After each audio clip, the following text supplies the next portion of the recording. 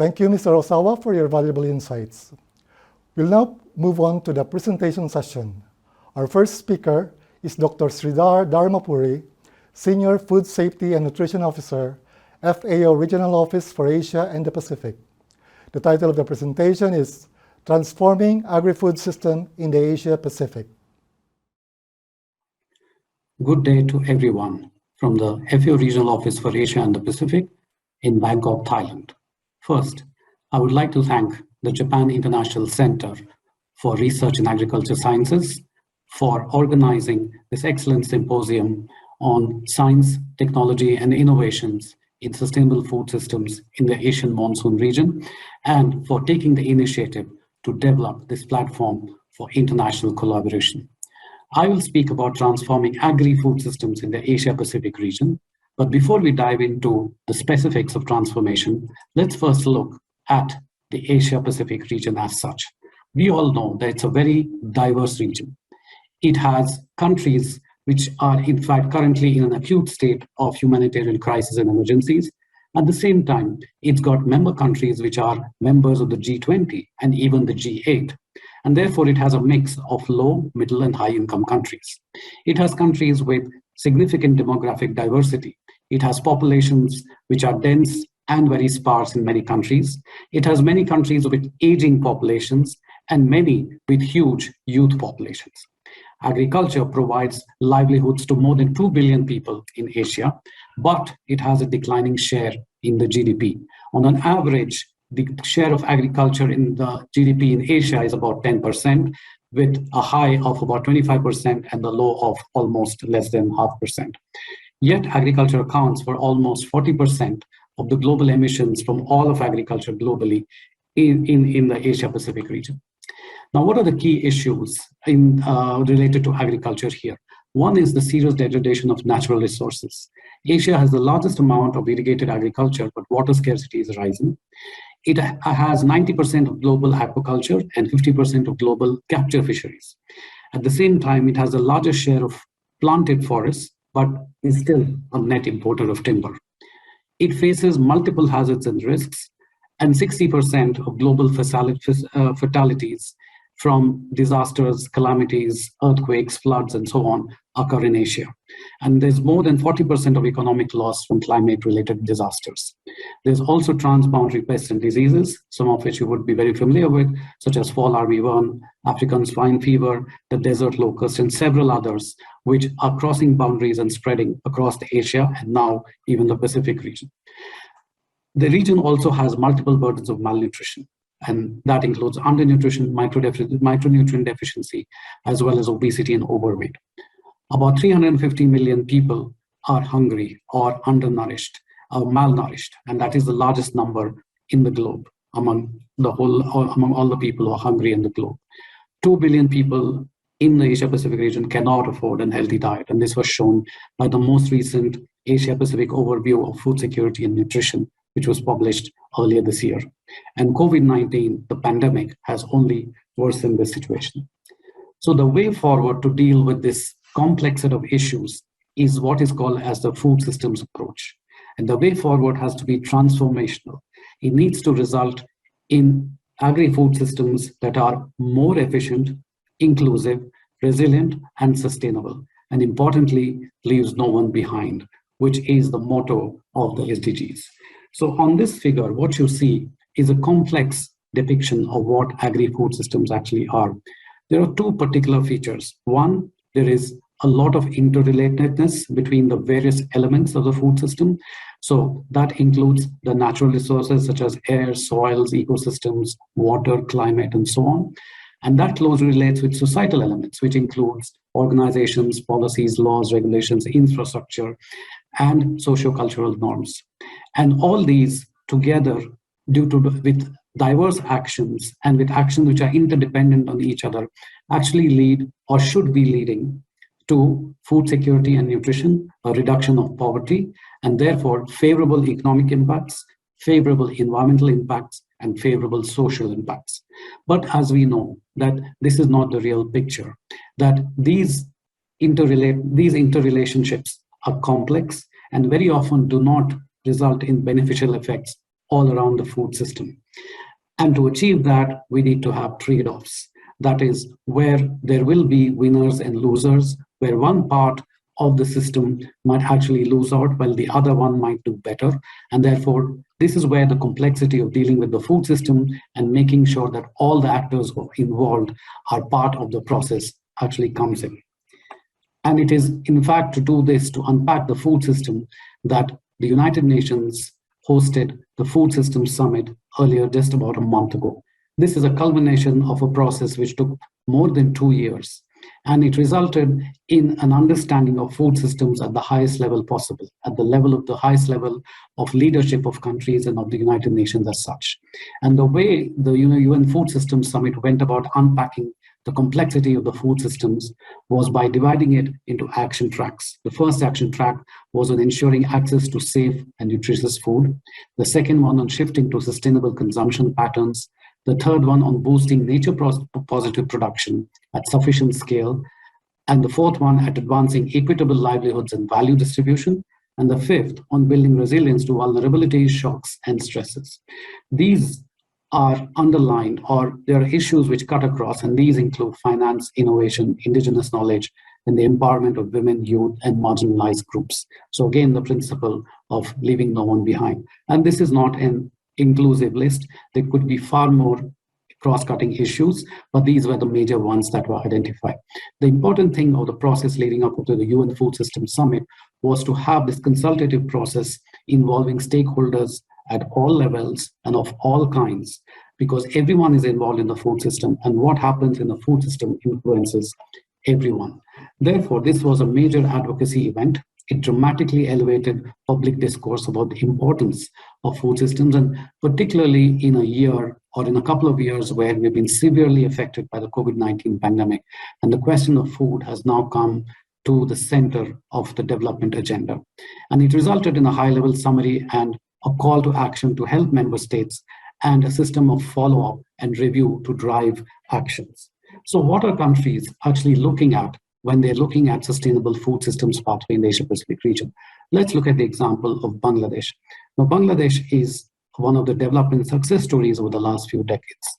It has shown a lot of political commitment by enacting the National Food Policy in 2006, which largely focused on ensuring food security. But once that was achieved, at least in a sense that the country was confident enough to move forward, it then developed many follow-up important policy plans and plans of action. This included National Plan of Action for Nutrition, and then the Country Investment Plan on Nutrition-Sensitive Food Systems.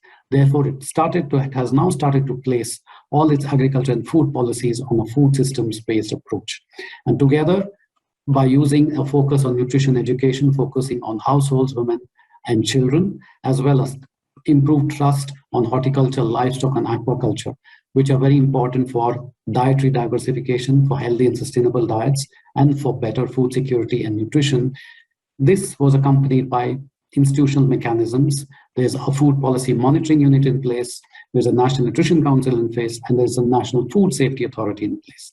This, in fact, has led to a decline in the prevalence of undernourishment to about 13% in 2019, from about 21% a decade earlier. And therefore, this has clearly shown that a food systems-based approach can have very favorable results in terms of food security and nutrition, and therefore assist in moving towards the SDGs.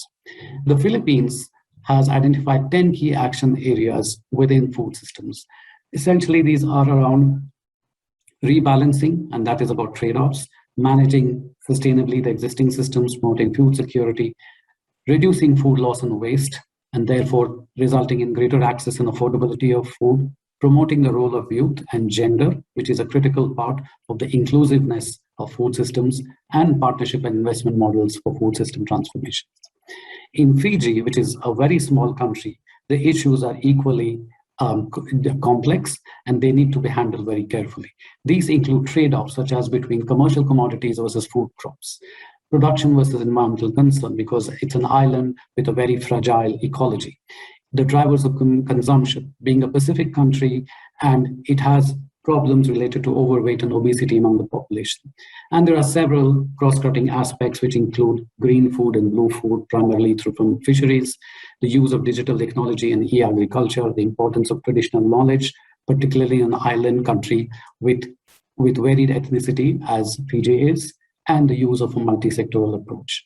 Therefore, the way ahead that Fiji has identified is to look at a definition of a pathway around these, anchored around these aspects that it has observed beyond the action tracks. The UN Food Systems Summit and the scientific committees associated with the summit were able also to do a very detailed analysis of the synergies as well as what could be the possible conflicts when transformations are put into effect. So for instance, if you want to look at the first one on reducing waste and overconsumption, that is likely to have a very positive effect on food availability, on food access, which is SDG target 2.1 and 2.2, but it might have a negative effect on target 2.3, which is on smallholder income. Therefore, increasing sustainability, increasing efficiencies, and reducing waste and overconsumption could reduce smallholder income. Therefore, here's a place where while we do focus on improving sustainability, we also have to focus on protecting the smallholders on their incomes and giving them options so that they still have viable livelihoods. So there is a whole detailed analysis that can be done across many of the SDG targets and many of the food system interventions and transformations that countries are beginning to think and what they are actually doing on the ground. And this needs to be analyzed carefully so that the transformation process and the food system and the changes in the agri-food system that come about are fair and equitable to all. Therefore, the UN Food Systems Summit elevated the public discourse about the importance of agri-food systems leading to the achievement of SDGs. It talked of significant action with measurable outcomes, and the call to action that has been developed through the process, and especially through the sustainable food system pathways that have been developed by the individual countries, is aimed at leveraging their own technical capacity to reach the SDGs. And there will be a system of follow-up and review that will drive new actions and results, and of course allow for sharing of experiences less than knowledge. And this particular technical cooperation that JIRCAS is fostering is actually in a way to share this knowledge.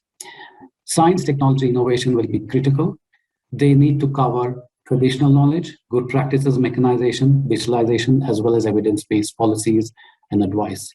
It needs to be inclusive, include smallholders and family farmers who are the biggest constituencies of FAO in this region. It needs to include youth and women who are the key drivers of this change, and particularly they are able to leverage the entrepreneurship ecosystem as well as the encourage that's been given to the digital economy. And the private sector and the civil society are always our partners in this change. Innovation needs to enhance efficient and sustainable production and consumption, climate smartness and resilience, and incomes and employment. So these are the key messages that actually came out of the UN Food Systems Summit. These have also been adopted now by FAO as part of its new strategic framework, and it shall be our endeavor now to support all our member countries in the Asia-Pacific region. There are 46 of them. We will be supporting them all in this transformative process and walking this entire journey along with them. So from the point of view of FAO, agri-food transformation needs to result in better production, better nutrition, better environment, and better life for everyone. I thank you again for your kind attention, and thank you again, JIRCAS, for inviting FAO to speak at this symposium. Thank you and have a nice day. Thank you, Dr. Dharmapuri. Let's move to the next speaker, Dr. John Hellin, Platform Leader, Sustainable Impact through Rice-Based Systems, International Rice Research Institute, to talk on creating opportunities for transformative climate adaptation and mitigation by farmers in the Asian monsoon region. Good afternoon. My name's John Hellin, and I work for the International Rice Research Institute, IRRI, based in the Philippines. I lead IRRI's work on sustainable impact through rice-based systems, and I'm very pleased to be participating in this very important symposium. When I was reading the background information on this symposium, and also the strategy document that the Ministry of Agriculture, Forestry and Fisheries of Japan released in May 2021, entitled Measures for Achievement of Decarbonisation and Resilience with Innovation, I felt that a contribution that would be appreciated by the audience would be something around transformative climate adaptation and mitigation by farmers, obviously with the focus in the Asian monsoon region. The outline of my presentation is, firstly, I want to focus a little bit on climate smart agriculture. I'm not going to go into a lot of details because I suspect that the audience is very aware of what we mean by climate smart agriculture, CSA. I want to focus much of the presentation on the lesser well-known sides of climate smart agriculture, and I've called these maladaptive outcomes, and how these lend themselves to the need for greater interdisciplinary research and how transformative adaptation and mitigation fit within that umbrella of interdisciplinary research. And finally, how this translates into collaboration between different stakeholders like JIRCAS, IRRI, private sector, government, non-governmental organizations, etc., in what I've called transdisciplinary collaboration. Climate smart agriculture. Technologies and practices which contribute to adaptation, mitigation, and also food security. And there's a lot of different technologies and practices around. The photo on the left could be advanced gene editing tools being used to develop saline, drought, submergent tolerant rice varieties. Photo in the middle, improved land management, anything from laser leveling, use of alternate wet and drying techniques, to digital tools, work that JIRCAS and IRRI have been doing on Rice Crop Manager, which is a web-based application to improve nutrient management and the use of fertilizer. And there's also, as a strategy document that I referred to, has aspects of artificial intelligence and spot application of pesticides. And then the photo on the right, the farmer-led stroke experimental sites where the research is carried out. In this case, this is IRRI in the Philippines. Now, much of this research on climate smart agriculture, there's a very strong focus on adoption numbers. How many farmers have adopted CSA? What land area is dedicated to CSA, etc. And there's absolutely nothing wrong with those headline numbers, but they don't give the true picture of the situation. And that's where I want to focus the rest of this talk. The more nuanced outcomes and impacts that can arise from climate smart agriculture. And I refer to these nuanced outcomes as maladaptive ones. Often they signify trade-offs. So we can obviously be pleased when we see that a project, particularly one that we've been involved in after 2, 3, 4, 5 years or whatever, that X million farmers are now using CSA, climate smart agriculture. But the numbers per se can mask certain aspects. And that comes down to questions of vulnerability. And what I see is the need for, at the bottom of this slide, a gender and social equity framework.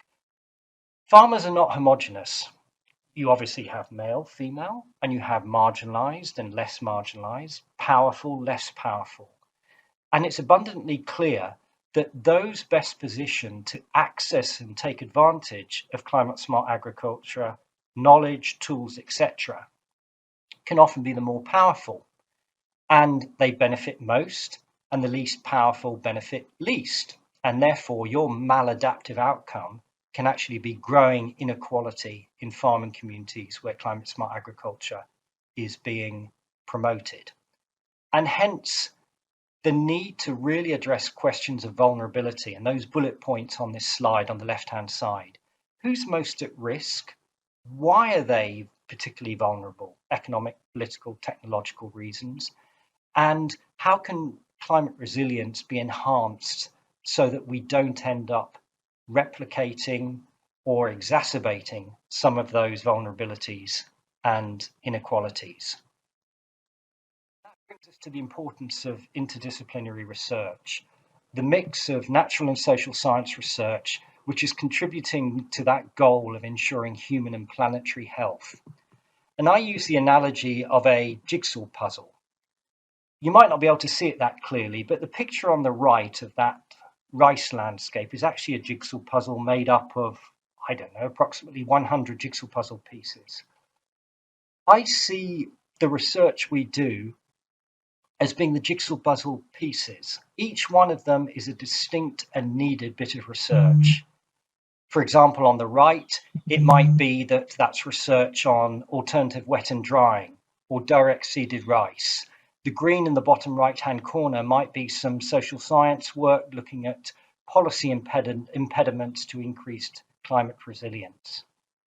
But the bottom line is we need all those bits of research, and they need to be sequenced, and we need to look at the synergies between them so that they fit together to form the jigsaw puzzle piece on the right-hand side. And this is where it takes us to the issue of transformative adaptation and mitigation. Picture on the right-hand side, let's say it's an idealized rice landscape, a prosperous village where farmers have sufficient access to land, they're able to grow rice and other crops, they eat nutritious food, there's a good school in the village, etc., etc. There's farm income and non-farm income from remittances from family members who are perhaps living in the city. Now, in order to get to that situation, we've got to tackle the root causes of vulnerability. Why are some farmers vulnerable to climate change? How can that vulnerability be reduced? And that's what comes down to the transformative side. Tackling those root causes of vulnerability that could be agroecological, could be economic, could be political, could be social. More often than not, they're a mixture of all of those different components. And this does take us out of the comfort zone often of where us as agricultural researchers have traditionally sat. And it also raises the issue of where does our research really fit into the overall framework? If we look at the diagram on the left-hand side, as researchers, we tend to be engaged in that sphere of control, that small oval-shaped circle. And that's where we do our research and we're able to ensure that there are research outputs. But we all know that the uptake of those research outputs, and as we move further to the right towards the realization of the Sustainable Development Goals, relies on the interaction between us as researchers and a host of other different actors, policymakers, NGOs, etc. And we don't need to get too worried about this sphere of influence, sphere of interest, but it just shows the connections that we need, connections that we ought to be developing from very early on so that those actors in those spheres of influence and interest have a vested interest, not only in the research process that's gone on in the sphere of control, but more importantly, in the research outputs, which are the result of the research endeavor. Now, some of you, many of you, participating in this symposium may be aware that the CGIAR has gone through several reform processes in the last 15 years, and it's going through another one at the moment. And the objective of it is largely to ensure that the CGIAR is even better positioned to deliver science and innovation that advance transformation of food, land, and water systems in a climate crisis. And you can see on the right-hand side, the uppermost blue segment where it shows the impact areas that the reformed CGIAR is going to be contributing more to. And then at the bottom of that diagram in the red area, the three action areas where our research is divided into, all those synergies between all of them. systems transformation, resilient agri-food systems, genetic innovation. And this setup, this structure, lends itself even more to enhancing the collaboration that the CGIAR has had, in the case of IRRI specifically with JIRCAS on things like Rice Crop Manager and other endeavors, and complements what I know JIRCAS is looking for in terms of what are the transformative research needs out there and how can you collaborate? How can we collaborate as part of an international network? And I look forward to more engagement with you during the course of the afternoon and highlighting how we can make that a reality, work together to ensure the improved livelihoods of farmers in the Asian monsoon regions. Thank you very much. Thank you, Dr. Helen. Next, we have Mr. Ueda Yasunari, Executive Technical Advisor, Economic Development Department, Japan International Cooperation Agency. He'll give a talk on prioritized initiative in the field of agricultural and rural development in the Asian monsoon region. It is my great pleasure to introduce the activities of Japan International Cooperation Agency in the Asian monsoon region. First, I will briefly introduce JICA's objectives in agriculture and the rural development sector within the Asian monsoon region. Then I will explain about the two prioritized initiatives of JICA aimed at establishing an inclusive food value chains in the Asian monsoon region. I will also talk about the plans and the new actions to be taken to address the issues we have met. Most of the content of my presentation are based on the JICA's business strategy for agriculture and rural development, which was developed this year. I'd like to talk about these three topics. First, prioritized initiatives in Southeast Asia. Second, promotion of science, technology, and innovations, STI, and digital transformation, DX, for the establishment of smart food chains. And third, actions toward the application of Japanese technologies in developing countries. The first topic is prioritized initiatives in Southeast Asia.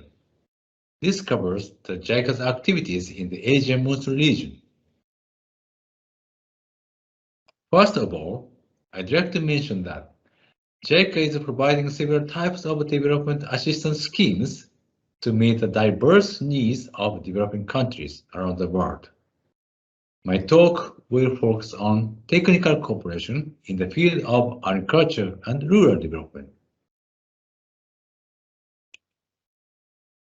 Under technical cooperation, JICA has set 4 objectives from this year as its business strategy.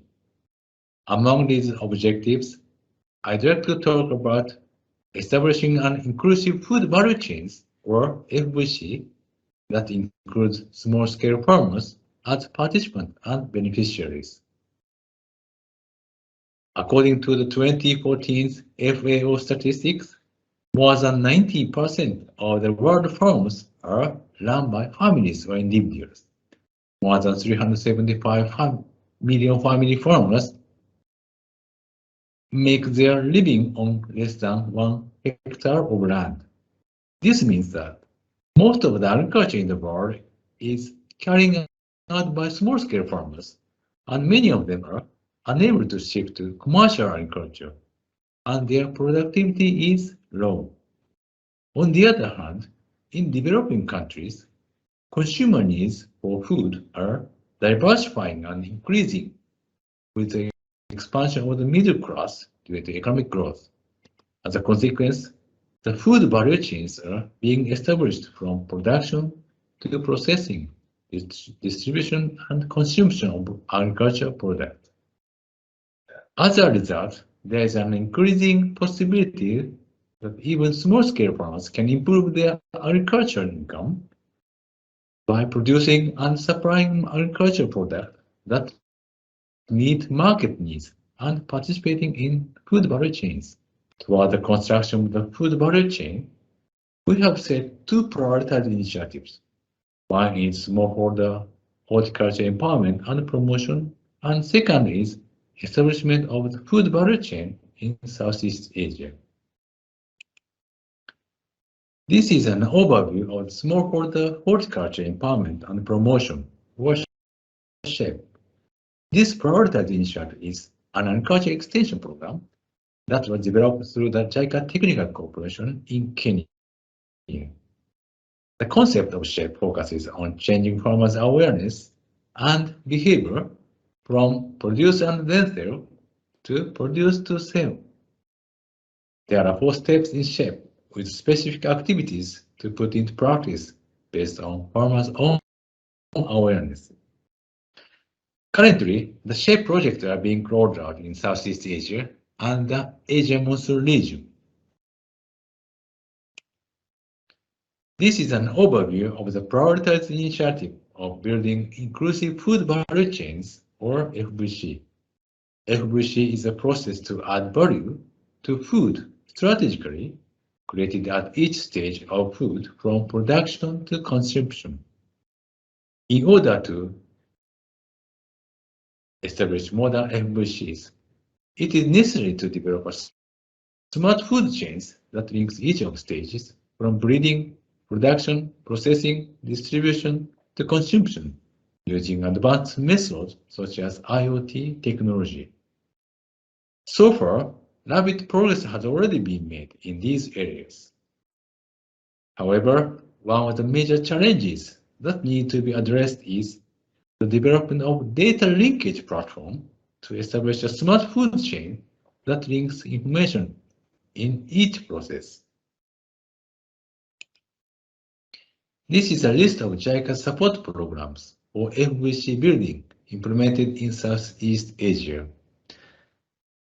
A total of 30 support programs have been implemented so far, or are currently being implemented in many developing countries in the Asia monsoon region, such as Myanmar, Thailand, Cambodia, Malaysia, Indonesia, Vietnam, Laos, and the Philippines.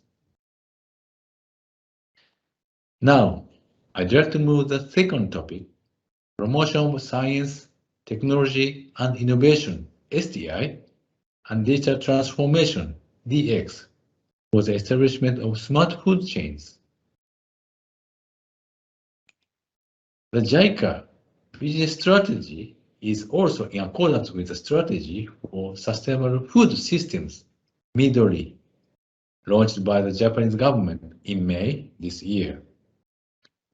In order to build a sustainable food system from a medium and long-term perspective, we will promote initiatives at each stage of procurement, production, processing, and distribution and consumption, as well as innovations to reduce environmental impact, such as carbon neutrality.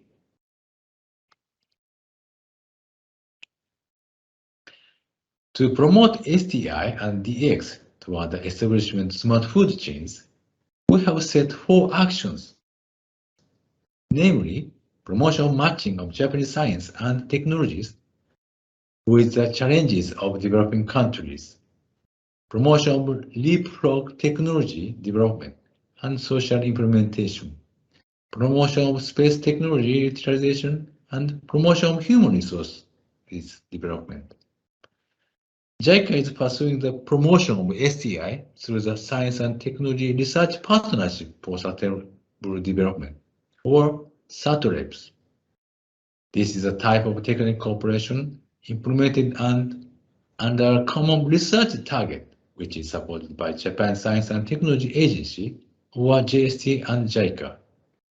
In the SATREPS International Joint Research, JST support Research Institute in Japan and JIRCAS support Research Institute in developing countries.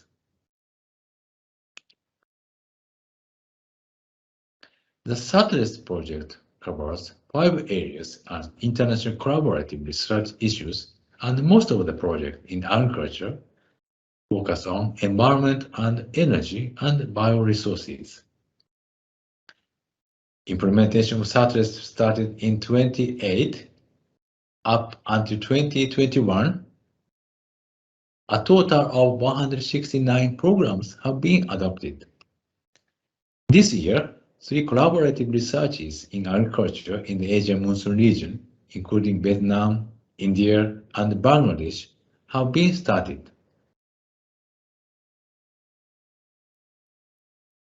The expected result from the SATRES project, including policy recommendation and implementation for partner countries based on scientific evidence, the development of products and technologies and their application to the real world, the utilization of Japanese technologies, and the formation of development cooperation project using the result of SATRES project.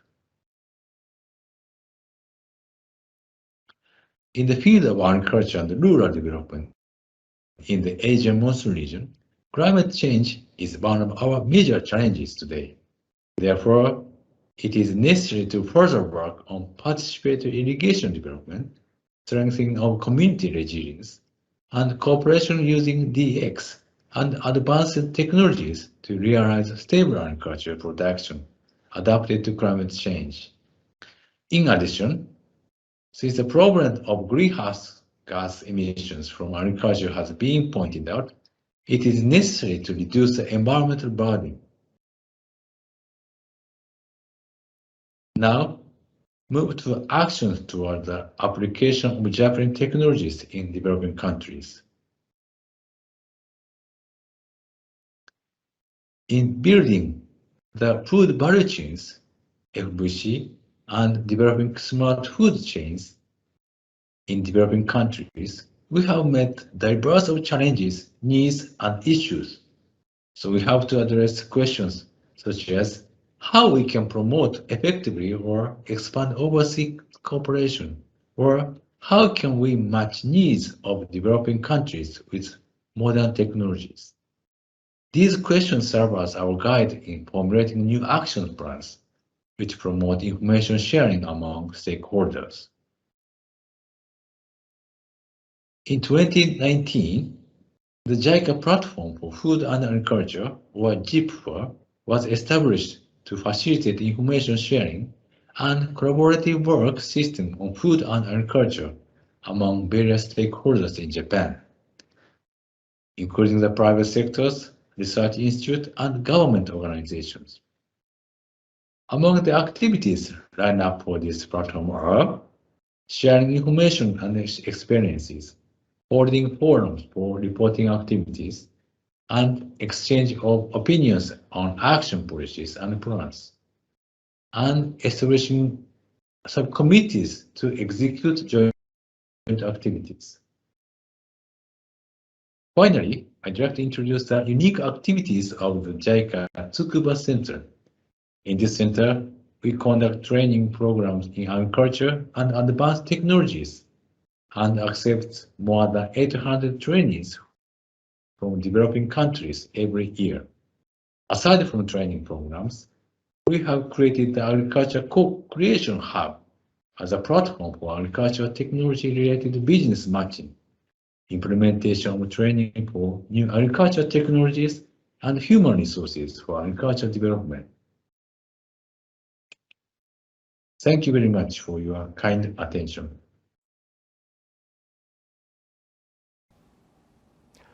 Thank you, Mr. Ueda.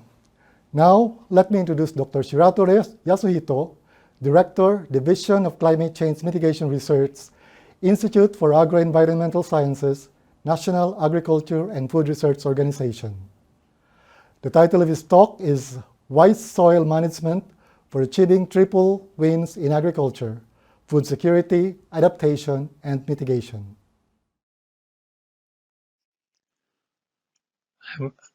I'm Yasuhito Shirato from NARO, National Agriculture and Food Research Organization, Japan. It's a great opportunity for me to give a talk in this symposium today.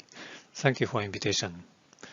Title of my talk is Wise Soil Management for Achieving Triple Wins in Agriculture, Food Security, Adaptation, and mitigation.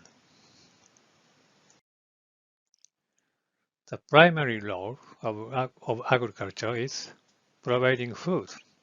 So food security should be the most important. And it's important for producers, farmers, to adapt to changing climate, to maintain their productivity, and to avoid serious impact of climate change. Mitigation of greenhouse gas is essential. So all of these three are very important. This is an example of greenhouse gas mitigation technique from paddy field by water management. Methane is emitted from soils when it is wet condition, like rice paddy covered by water. Methane in Japan, we drain paddy surface water for 1 or 2 weeks after 1 or 2 months since transplanting, and soils become drier like this photo. You can see the crack. We call this water management as mid-season drainage, MD. This technique is widely used, but originally it's not for GHG mitigation. This is for better rice production. But understanding the mechanisms, drier soil condition should be effective for reducing methane emission. We found that prolonged MD, 1 week longer drainage period than conventional, could reduce about 30% of methane emission in average without a negative effect on yield. I want to emphasize this point: without negative effect on yield. Mitigation technique cannot be accepted by producers if it has negative effect on productivity. This is a similar example of paddy field water management in Asian countries. Alternate wetting and drying, so-called AWD. This is a water-saving technique by controlling paddy water level repeatedly, like this illustration. International Rice Research Institute, IRI, is leading this technique to be widely spread. We can expect that this is also effective for reducing methane emission because soils are drier than continuous flooding. We found that this AWD could reduce 30% in average of total methane emission from paddy fields in 4 Asian countries: Vietnam, Thailand, the Philippines, and Indonesia. And this project is ongoing, and we are now in the next phase, insisting triple wins: GHG mitigation, soil conservation, and sustainable food production, triple wins, in 3 countries: Indonesia, the Philippines, and Vietnam.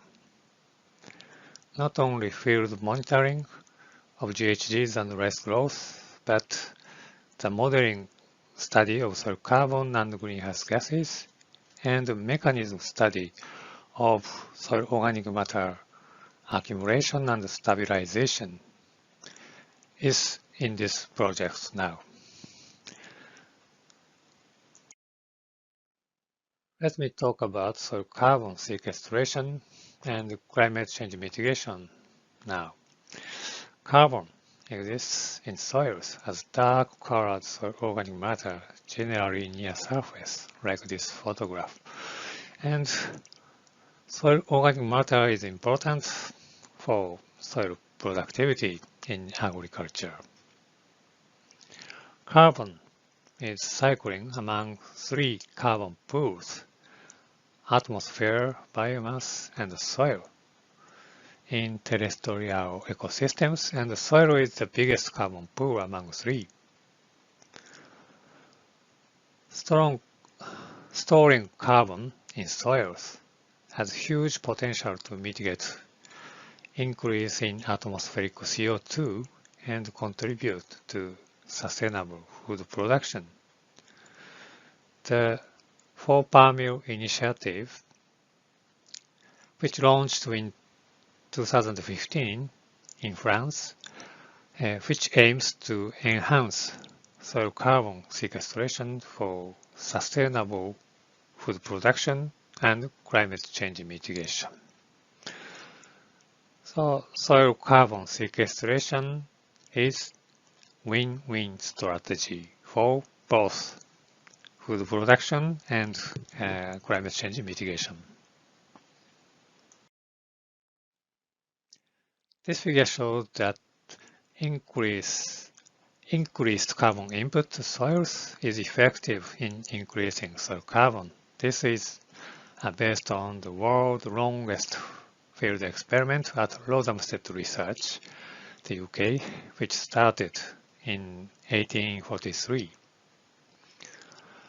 Changes in soil carbon is generally slow, so we need long term to detect it by field monitoring. The importance of long-term field monitoring should be highlighted more. Considering the importance of the long-term experiments, we launched Asian Long-Term Experiment Network for Agriculture, ALTENA, in 2017. Most of studies published on long-term field experiments are from Europe or North America, not many from Asia. So we believe that networking long-term experiments in Asian countries can add new value for better and wise soil management to sustain our food and life. In developing better soil and water management, we must consider synergy and trade-off. For example, if we increase organic input to soils, we may have positive effects on soil carbon sequestration. And this may have positive effects on productivity or stability of food production or adaptation to climate change. So this is synergy among them. But on the other hand, we may have negative effects of, for example, increasing other greenhouse gases such as methane or nitrous oxide. So this is trade-off.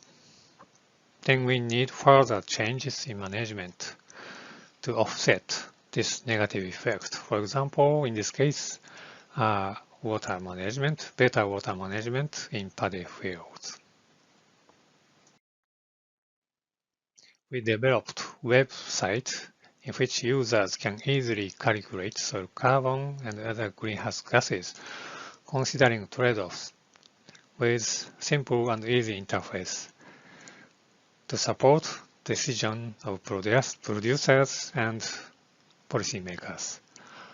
Our modeling study on soil carbon and nitrogen dynamics are behind this system, and the accumulation of field monitoring data and mechanism studies are the basis of the modeling studies.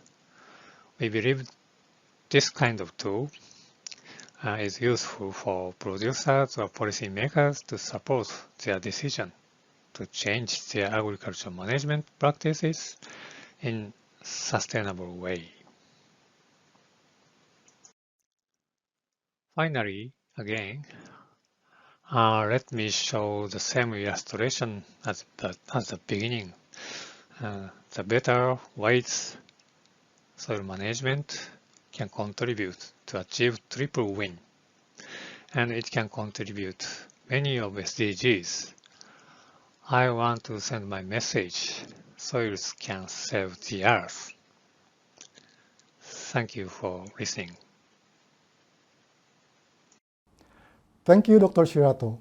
The last speaker is Dr. Hayashi Keiichi, Director of the JIRCAS Environment Program. He'll give a talk on working for small-scale farmers towards sustainable food system in Asia monsoon region. Good afternoon. I'm Keiichi Hayashi, Director of Environment Program in JIRCAS. Today, I'd like to talk about our research activity in regard with climate change, particularly in Asia monsoon region. Let us see the concept of planetary boundaries. This concept was first proposed in 2009 by a group of scientists led by Dr. Johan Rockström. The group defined as a safe operating space for humanity. According to the paradigm, transgressing one or more planetary boundaries may be catastrophic due to the risk of crossing thresholds that will trigger non-linear, abrupt environmental change within continental scale to the planetary scale systems.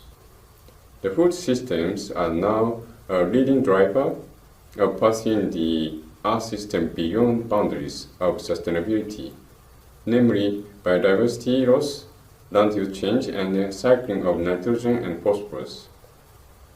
Also, the agriculture, forest, and the other land use or AFOL is estimated to account for 25% of global GHG emissions. If we also account post-farm processes, the global food systems is responsible for a third of anthropogenic GHG emissions. Asia monsoon region is distinguished with its humid biophysical conditions, while they range from tropical, subtropical to temperate. According to the latest IPCC study, Asian monsoon regions are accepted to experience more precipitation in the mid to long-term future. The region is also the world's most densely populated region, and still some growth is expected in less developed countries within the region. The region has to reduce GHG emissions on one hand and feed its regional population on the other hand, requiring innovations. In turn, innovations need to be customized to fit into local specific conditions.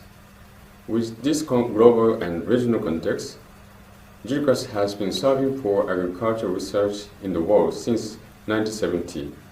Through working together with local and international partners with better understanding of local context, especially farmers' problems and needs.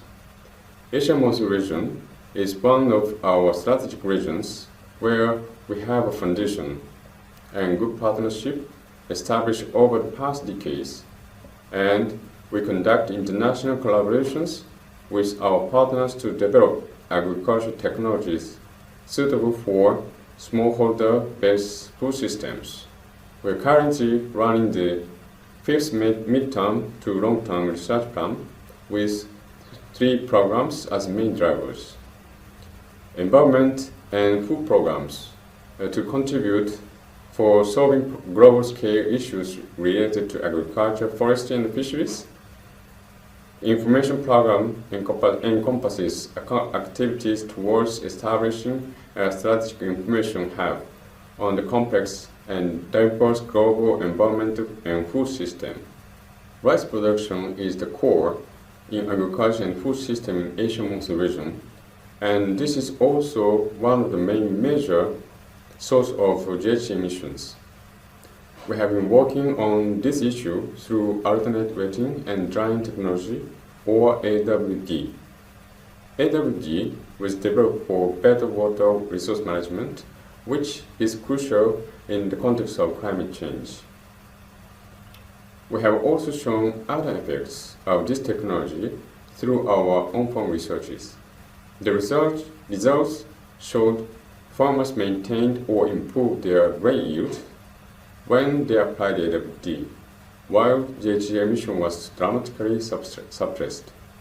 The effect of AWD was assessed by life cycle assessment that showed more than 40% of GHG can be reduced when AWD is applied.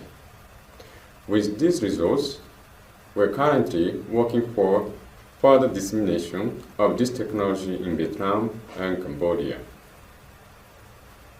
Other than methane, nitrous oxide emission is also a serious problem in agricultural production because its high global warming potential.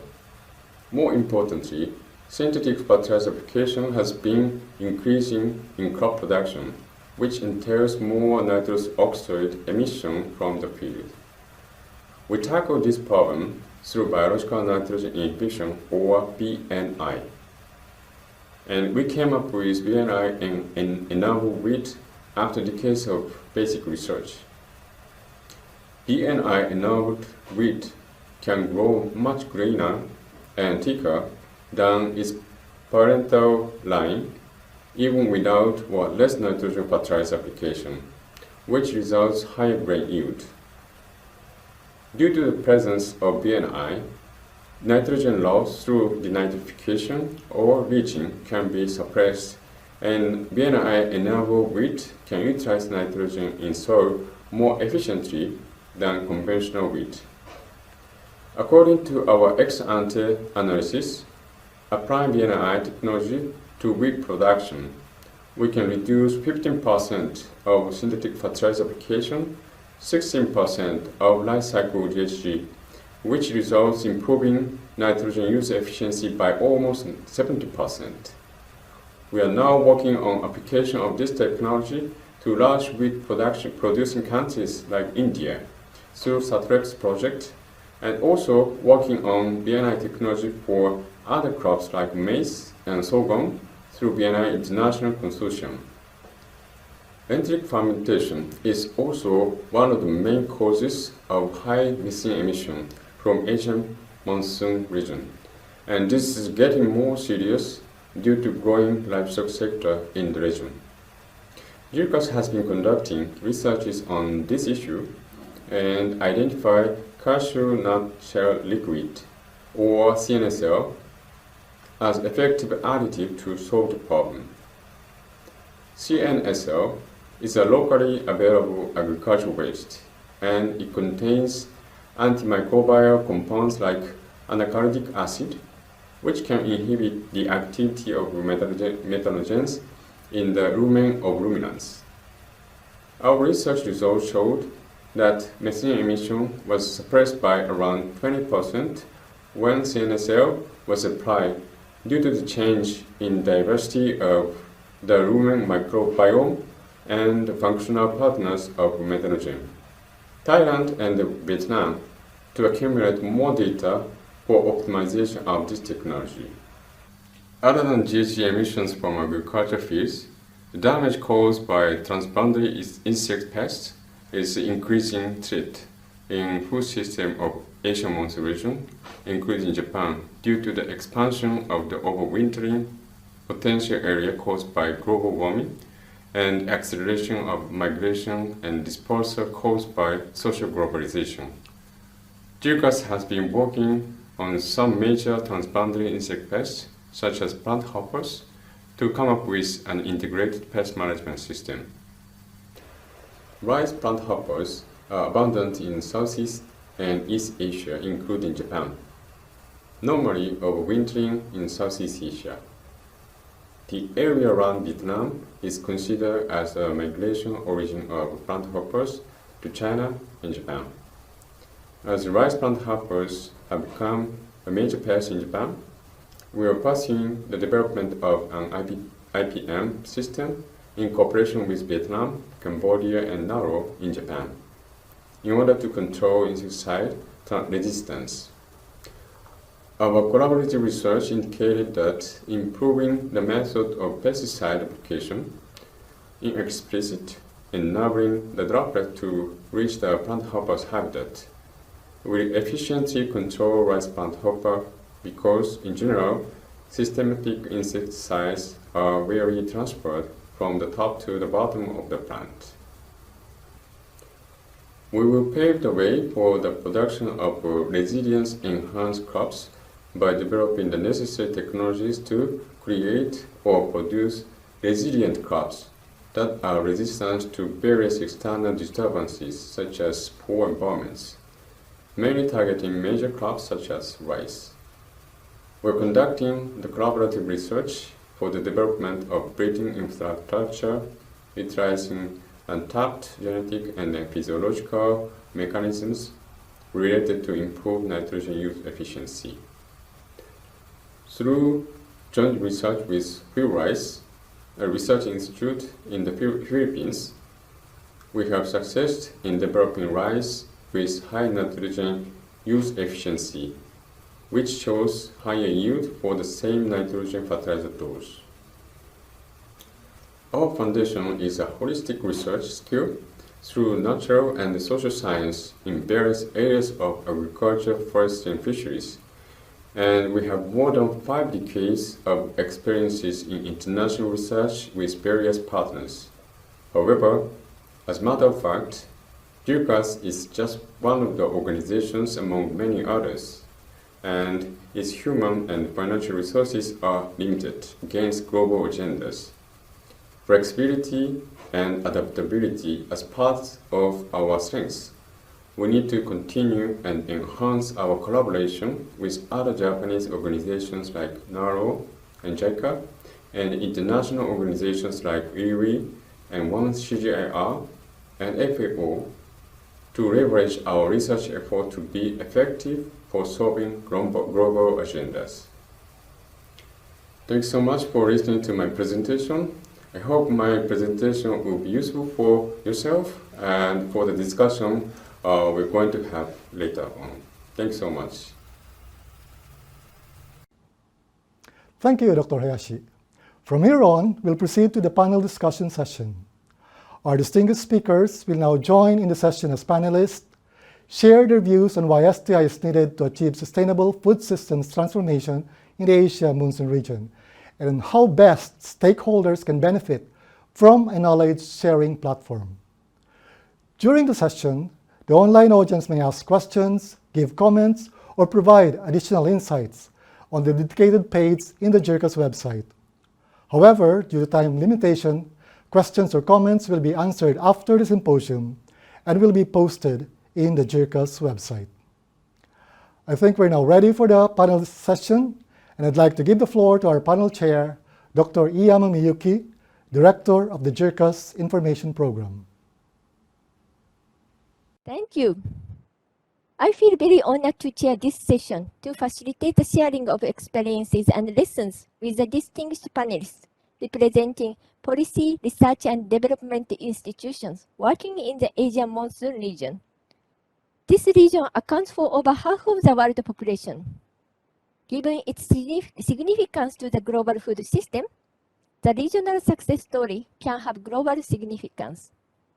From their inspirational speeches, all the panelists seem to agree on the need for innovation. At the same time, due to agroecological and socioeconomic diversity within the region, the no one-size-fits-all principle prevails. In their presentations, each panelist mentioned the need to overcome specific trade-offs in the application of innovation at different scales. Let me ask each panelist on their views on how to address specific trade-off for win-win outcomes. Now, Mr. Dharmapuri, in your speech, you highlighted the significant diversity among the countries of the Asia-Pacific region in terms of demography, income levels, the development level of food system, their contribution to the economy, and so on. Accordingly, the countries have distinctive policy priorities.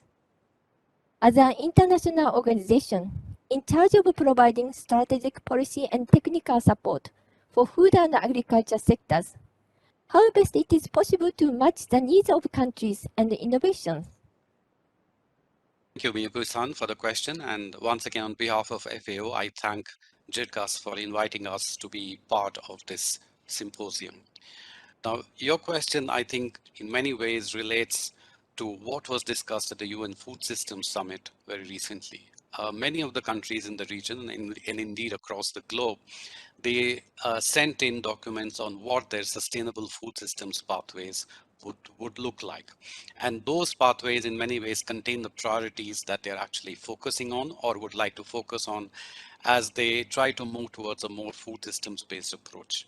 Now, looking at the diversity of countries in the Asia monsoon region, you could think in many ways in which you can match priorities on innovations.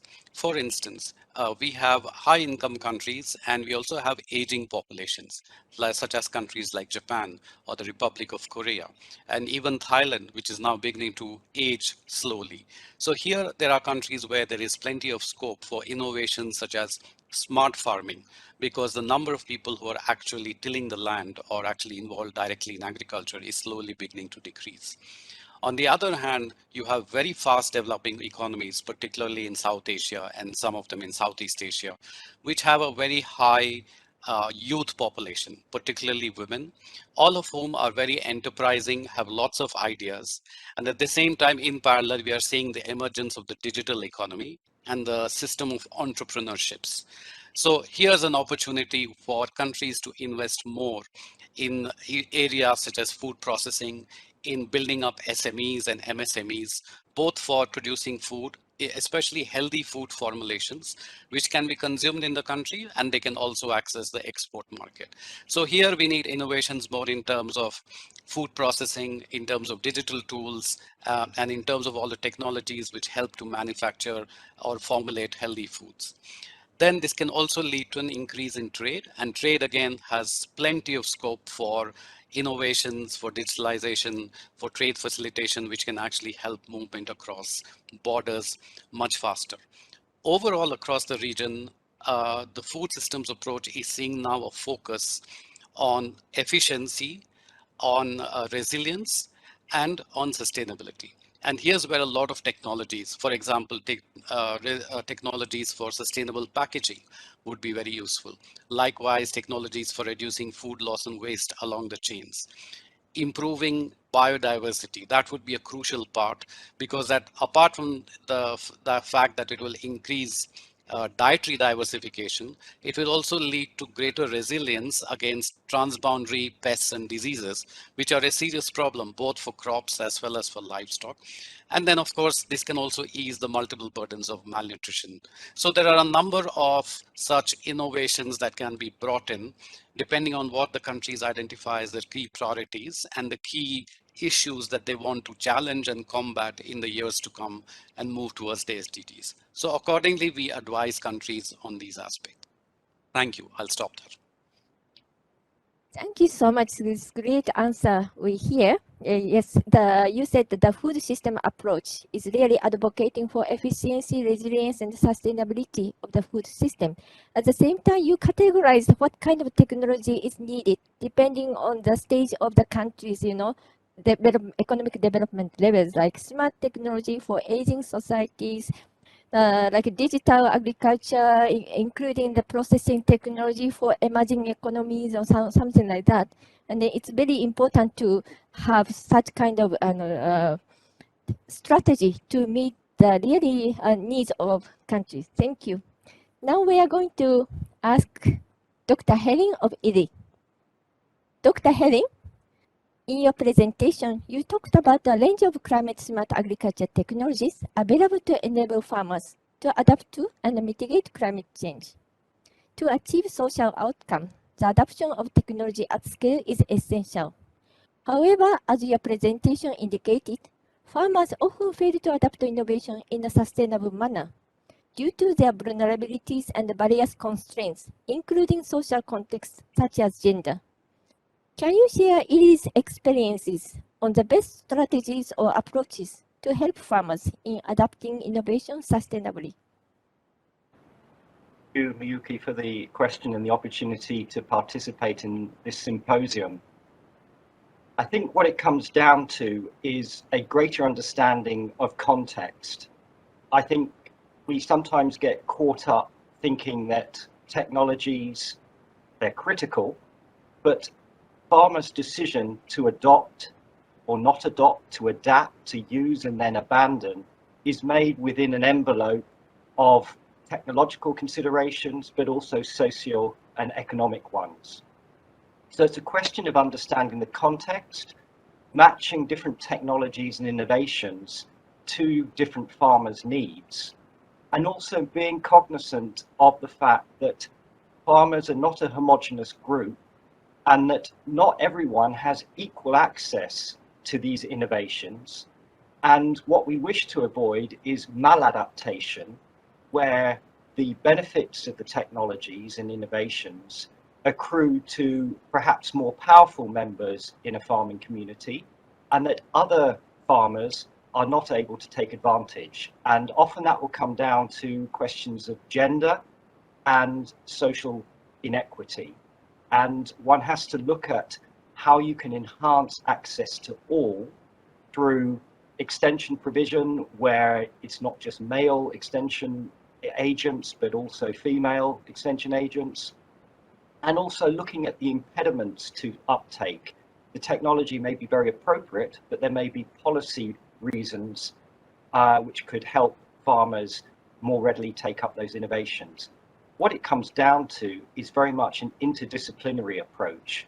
So people who are developing technologies with farmers, factoring in the sociological, the anthropological, and the policy side. It becomes quite a complex process, but we have vast experience of how it can work. And I think more interdisciplinarity is certainly the way forward. Thank you. Thank you so much. You reminded us that we have to really ensure that the social context need to be taken into account when we are providing intervention, because farmers are not only looking at the technological aspects of the innovation, but the socio-economic context is also important. And then you suggested the interdisciplinary approach is a key to solve this trade-off. Thank you. Now, we are going to ask Mr. Ueda of JICA. Mr. Ueda, thank you for presenting a very rich portfolio of JICA's technical cooperation in the Asian monsoon region. As you rightly described, the food value chains and markets in the region are evolving rapidly, accompanied by the diversification of consumer needs, spurred by economic growth and urbanization. Incomes from selling agriculture produce may provide incentive for farmers to intensify production. In turn, how best do you think can farmers be encouraged to adopt sustainable technologies and practices? Yes, thank you very much. Yes, first of all, I would like to express our thanks to invite this seminar for JICA.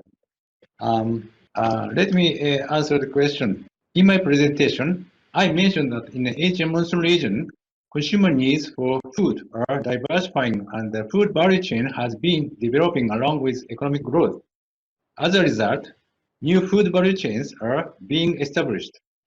With the end of the current pandemic, consumers' demand for food will re-emerge. Therefore, encouraging farmers to participate in the upper stage of the food value chains will be an important process. Regarding to the question, I'd like to answer the 2 points. Firstly, through the experience of the on-site activity in developing countries, we have learned that the most important thing for farmers to acquire and practice new techniques is to realize the value and merit of their efforts, such as increased income from selling agricultural produce and reduced working hours of them. Once farmers understand the benefit of learning new techniques, the knowledge and skill gradually be acquired by farmers' contribution effort based on their own will. This may apply in the case of adopting environmentally friendly sustainable techniques and practice. I talked about a market-oriented agriculture extension approach in my presentation called the SHAPE. In these SHAPE projects, we provide opportunities or training to farmers for their understanding of the value of production based on market needs. These include activities such as market research, advanced site visit, and the training for calculation of profit, considering production costs. When we encourage farmers to adopt sustainable technologies and practices, we need to examine what kind of opportunities and training are suitable while considering regional differences based on the experience of SHAPE and other JIRCAS projects. Secondly, I'd like to introduce a case of food value chains of environmentally friendly agriculture products in Vietnam and add several challenges we have to consider from the farmer's view.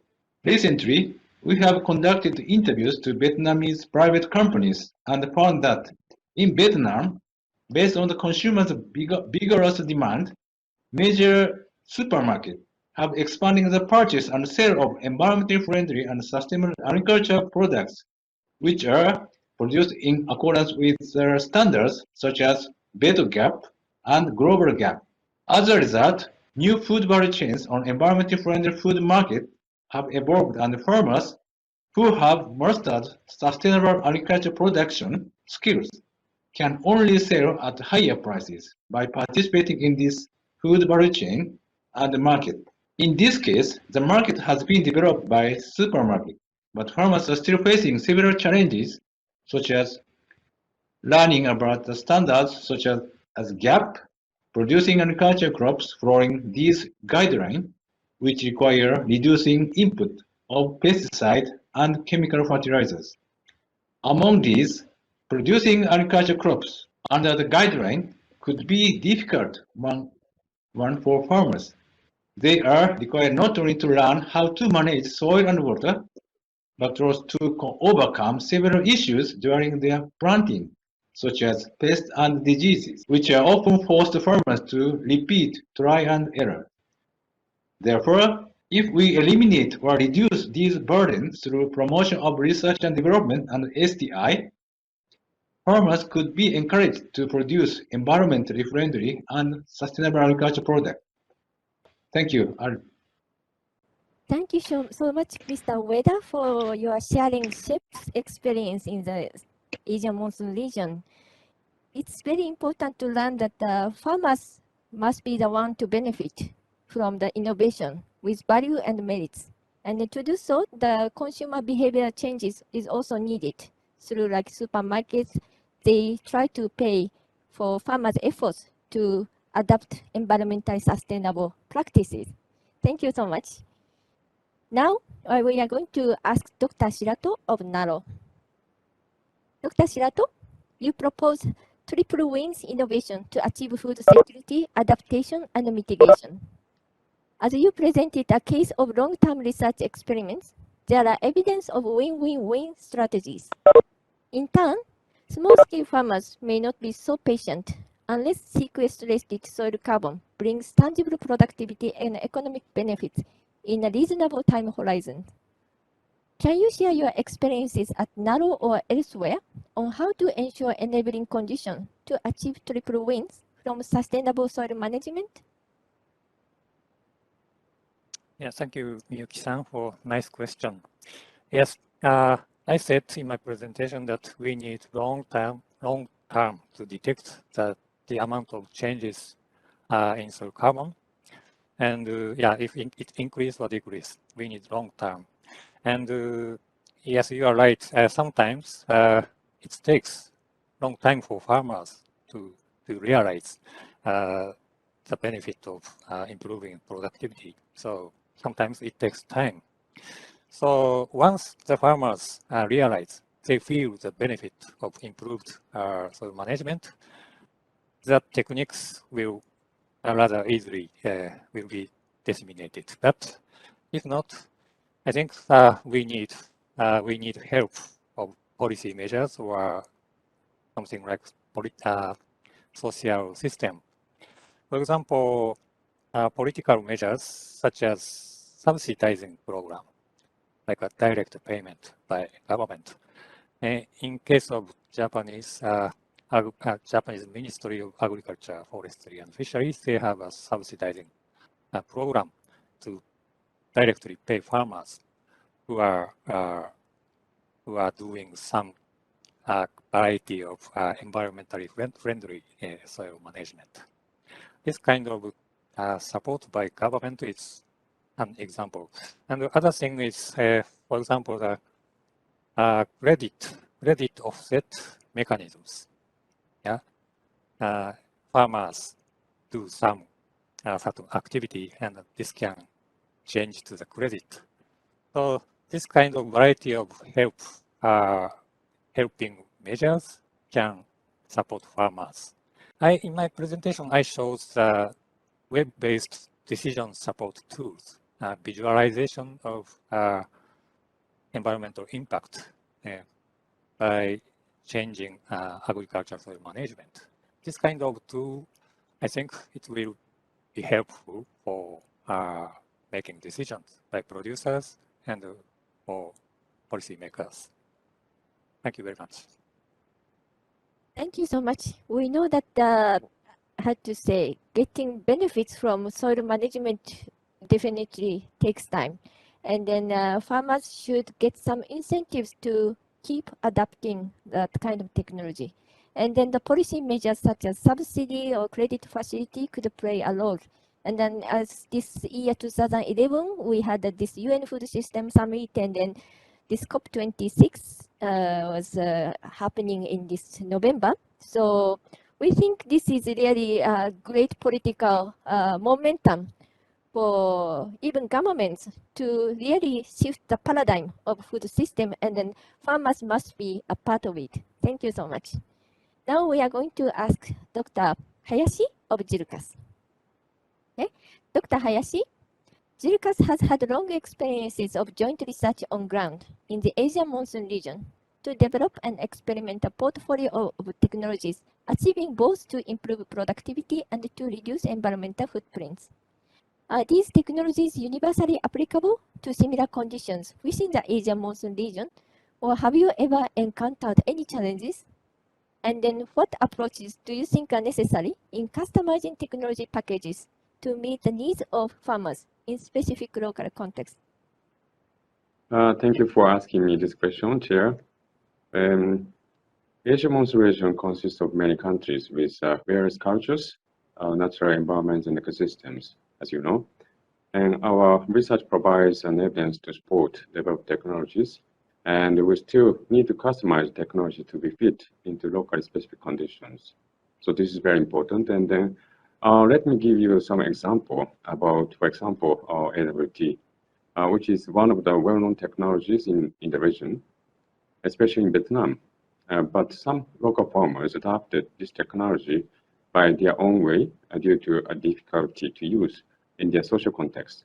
We understood their reason and evaluated their way to implement the technology, and showed the effect of their modification in terms of grain yield and the GHG emissions. As such, we kept our flexibility to cope with a change or request from farmers and to let technology benefit farmers for better and sustainable production. We're also keen to work with key stakeholders, not only researchers and the farmers, but also extension workers, officers in ministries and development agencies to consolidate efforts and share ownership, which are the key to sustain the customized technology packages after research project ends. Research is a long-term commitment which cannot be done by researchers alone, and each one's effort should be passed on to the next to implement technology at scale. So this is my answer. Thanks so much. Thank you so much, Hayashi-san. Actually, your answer connotate with all other panelists' answer to my question. We really have to customize technology to local context because farmers are always, constrained in particular social settings, not only biophysical setting. So, and then most importantly, they have to have the ownership, and then to let the farmers to have ownership, involving other stakeholders like extension workers and so policymakers are also important. I think I made a different question to all of you, but I think there are some clear messages emerges as we are going to talk to the next round of questions. Okay, now I'm going to move to the second round of discussion. Achieving sustainable food system transformation at country and regional level requires diverse expertise and skills for science policy interface. And this goal cannot be achieved alone, as a loop of activities are involved. For example, setting nationally determined contributions, identifying farmers and stakeholders' needs, developing technologies, customizing technology packages to local contexts, scaling up and out of technologies, monitoring and evaluating their impacts, and then checking the progress against the goals.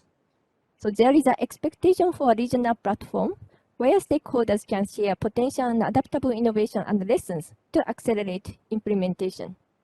I would like to ask each panelist to share your experience and view on such a platform. Now I'm just going to ask Mr. Dharmapuri of FAO. Okay. Could you explain a bit more on the follow-up mechanism of UN Food Systems Summit and the role of international organizations? And then how can a regional platform benefit from that mechanism? Thank you, Miyuki-san, for that question.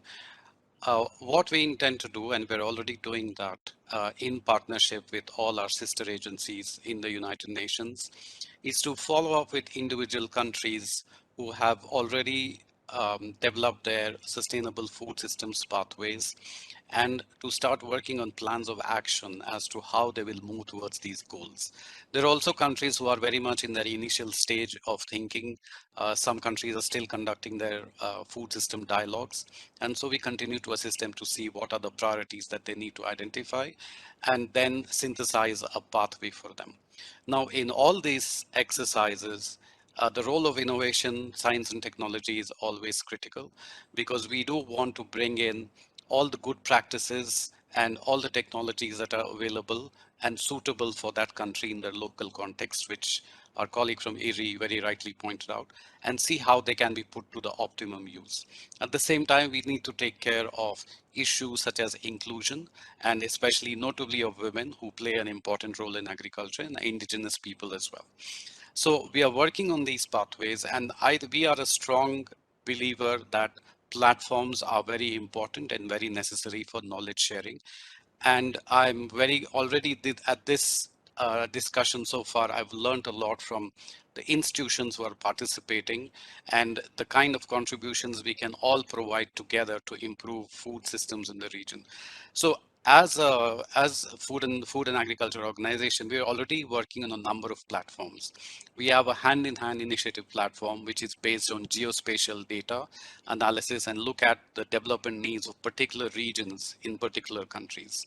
We are developing the one country, one priority product platform. So where we are looking at countries who would like to focus more on certain products, both from the point of view of sustainability, nutrition, trade, or any other reason, and apply a food systems approach to the promotion and in fact to the food chain of this particular product.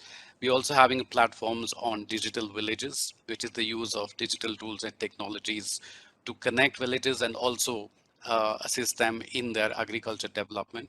And then also we are developing a regional aquaculture platform, which is a very important part, plays a very important part in food systems in this region. So we are developing them, and we would like to make sure that we're able to connect and share this information with all the other institutions too. I think the key thing about platforms is let's hope that all of our organizations are open to this, and we're able to go across and link all these platforms together so that our stakeholders, our member countries, farmers organizations, beneficiaries, so whoever wants access, entrepreneurs, they all have access to this information and they're able to use it freely and for the public good. Thank you. Thank you so much. Actually, the key lessons from this UN Food Systems Summit is the importance of Science Policy Forum. The research institution cannot work alone, and then policy institution and also UN organization is now strategizing how to transform food system. So it's more increasingly important to collaborate together. And then I really thank you your comments and the information provided, and we really benefit from that. Thank you. Okay, now we are going to ask Dr. Helen of IRRI. Dr. Helen, IRRI has actually long established itself as a leading regional global rice research institution. And as we know, the rice is one of the most important commodity in this Asia monsoon region. Could you share IRRI's experiences to promote innovation among various stakeholders, from farmers to national research institutions and the international partners? And thank you for the question. It really builds on from what Sridhar was saying, the importance of collaboration and platforms. In the case of IRI, the organization was established 60 years ago. It's a research for development organization, and hence it has decades of having established collaborative links with a lot of different organizations, NAS partners in various countries in the region, farmer groups, private sector. And I think what it comes down to is the importance of being an honest broker, so that if there are key research issues and innovations which one can point out, doing policy research to point out to policymakers some of the changes which are needed. And as Sridhar said, public goods, there is not a vested interest in this. We all have the same objective, which is to sustainably increase production and productivity and ultimately improve the livelihoods of farmers and countries' economies. And in the presentation, I talked about transdisciplinary collaboration, which is really just another term for the importance, even more so in today's context, because the challenge of climate change, adaptation and mitigation is so great that more than ever, we have to work across disciplines and we have to work with a host of different stakeholders. And I think the honest broker, the going in with a respectful attitude to all stakeholders and being open to counter arguments and learning and accepting that we don't all have the answers and we need to talk to other people, speak the same language, and together come up with innovative approaches which are appropriate for different contexts, be they regionally or within countries or within farming communities. Thank you. Thank you so much. Yes, it's first time I learned the word honest broker. I think it's very interesting and critical words, because we need a great network, and sometimes different groups of stakeholders have different interests, but now we are sharing the same goal as a region to sustainably transform food system. So for that same objective, we can keep the honesty and the openness so that we can collaborate. Thank you so much. Now we can ask Mr. Ueda of JICA. Mr. Ueda, food system transformation also needs the involvement of private sectors. Could you elaborate how the JICA platform for food and agriculture, JIPFA, which you mentioned during your presentation, has enhanced information sharing among target regions and experiences so far? Yes. JIPFA is a platform that promotes collaboration among stakeholders in Japan, which are interested in achieving SDG goal second, zero hunger. The purpose of establishment of JIPFA is to facilitate information sharing and collaborative work system among various stakeholders in Japan. The Secretariat is in the Economic Development Department of JICA. Currently, a wide range of organizations, including private companies, research institutions, governmental organizations, have registered as its members. The total number of stakeholders reached to about 250 stakeholders, and among them, about 150 private companies, including food manufacturing, distribution companies, trading companies, and agricultural machinery manufacturers, participate in as members. In this JIPFA platform, 13 groups have established. Each of groups has a particular topic to share information and collaborate to work. These themes include regions and particular agricultural topics such as Southeast Asia Group, Sesame Group, and Agricultural Machinery Group.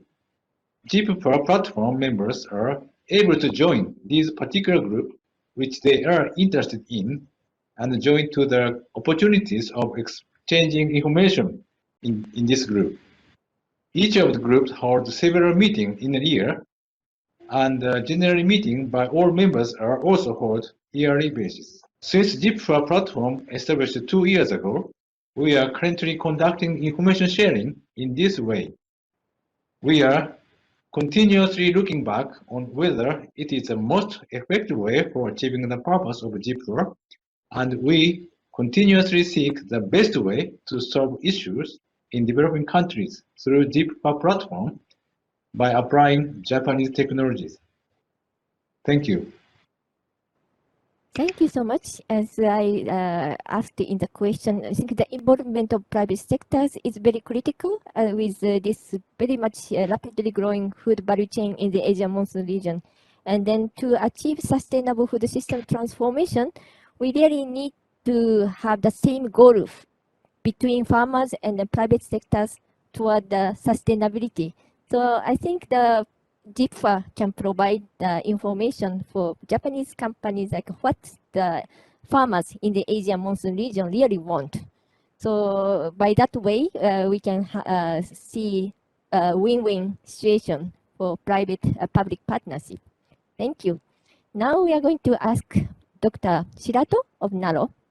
Okay, Dr. Shirato, Japan has many innovations indeed, which can contribute to sustainable food system transformation in the Asia monsoon region, if they are customized to local conditions.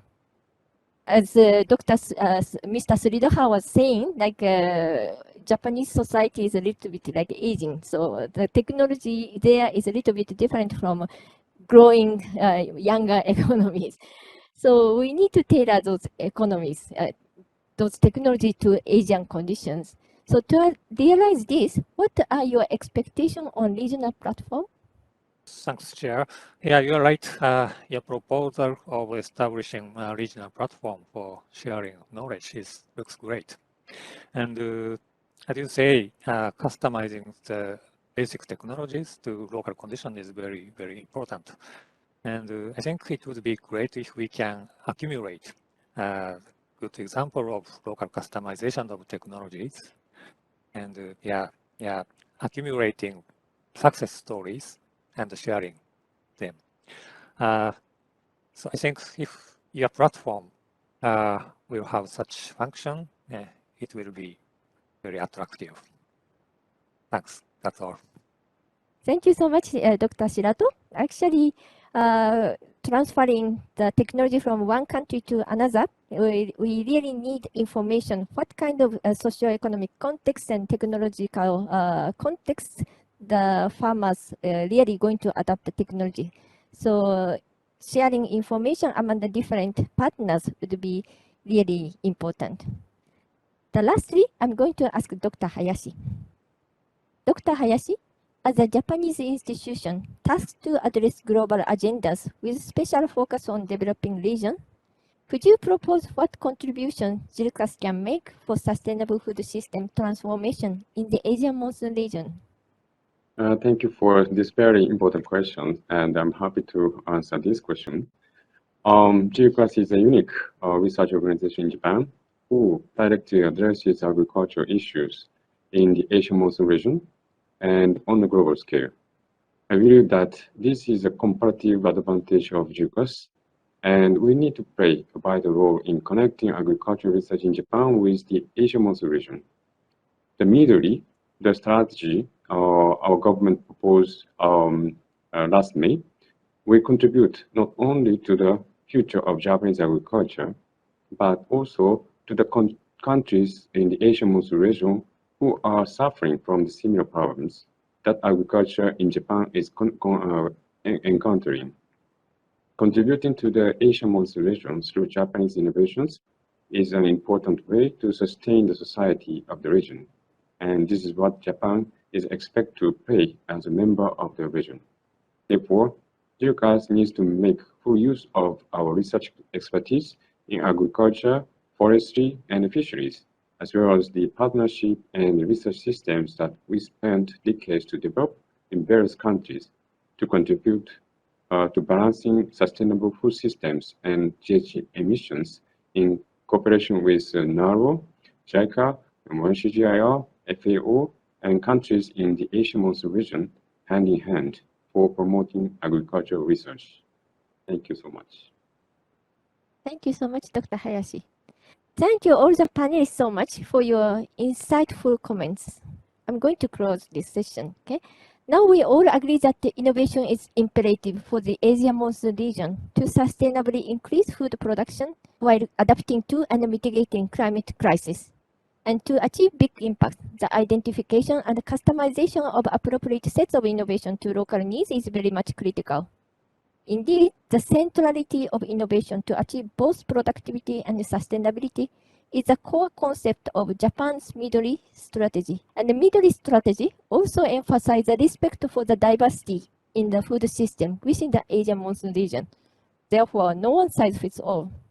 And then ensuring benefits to stakeholders, especially to producers, through innovation, while addressing their constraints in the locally specific context, is a key to overcome trade-off. And still, the countries in the Asian monsoon region can greatly benefit from a platform to accelerate scaling up and out the technology and innovation.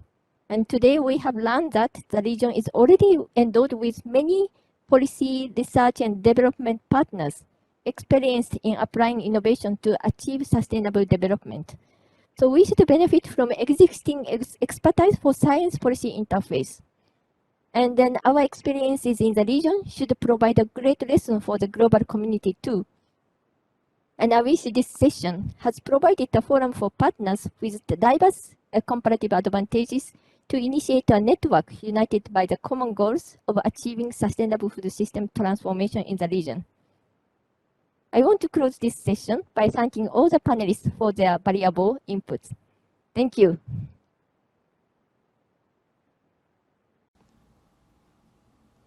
Thank you very much to all the panelists and guests. And with this in-depth discussion, we'd like to conclude this symposium with the closing remarks from JIRCAS Vice President, Dr. Yamamoto Yukio. Distinguished guests, participants, colleagues, ladies and gentlemen, on behalf of the organizers, it is a great pleasure for me to say a few concluding remarks at the end of this symposium. Today's symposium provided a valuable opportunity to discuss the role of science, technology, and innovation in achieving the sustainable food systems in the Asian monsoon region. The Asian monsoon region is lumped together, yet the region is endowed with a great diversity in biophysical and socio-economic conditions. Accordingly, different countries have distinctive policy priorities. As such, there is no one-size-fits-all approach in addressing food systems challenges, even within the region. Based on the presentation and the panel discussion we had today, I am absolutely convinced that this symposium has provided a forum for future collaboration among agricultural research and development organizations operating in the Asian monsoon region.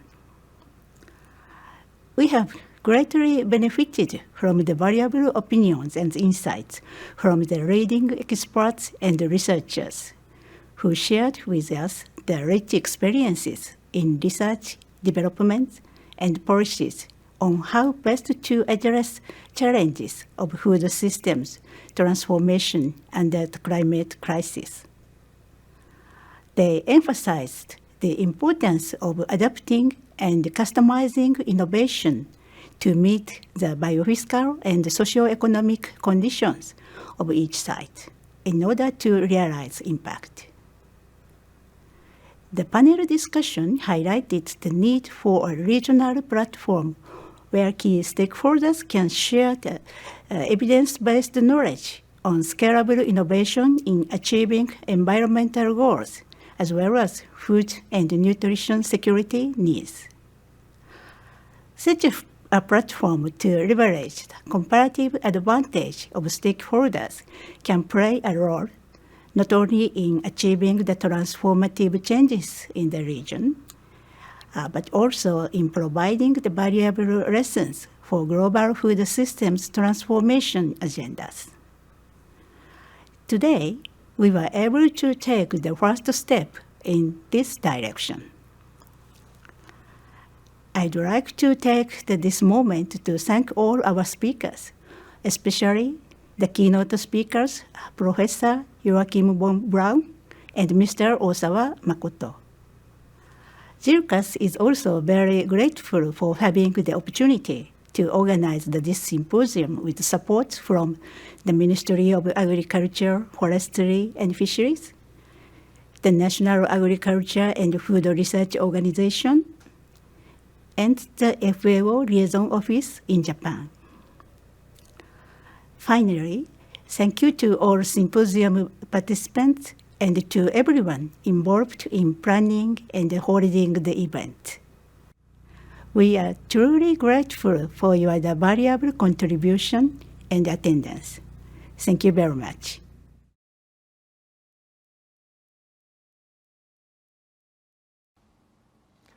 This ends the JIRCAS International Symposium 2021. Thank you again to all our audience and online participants.